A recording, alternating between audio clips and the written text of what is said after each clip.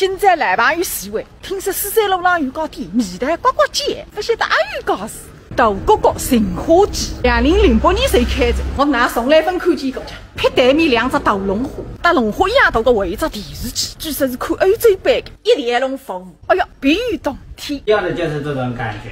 这个包厢可以 KTV 唱歌的，要不要浪漫一下？我们人少，不浪费你们资源的。今朝请到吃龙虾啊！里头有那个龙虾，但是工资里向还是比我先贴的，谁哭得不得了？我问你娘晓得手上还几个菜啊？那帮我讲看着啊！现在用心得不得了啊！我是那个事业真正的啦。为那句话迈出关键的一步。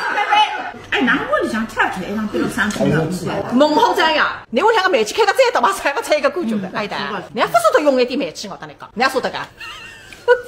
搞不懂听啊！今这个送东西来着，我定位温度低个，我是不吃个。我们这个烤羊腿全部是宁夏滩羊做的。你不去我谁带得到省事？碳水不分呀。一上一只阳台，交通里都踩得看。150，200块。你讲呢？70块是肯定的。现在养的猪啊。哎，我讲不到听，60句。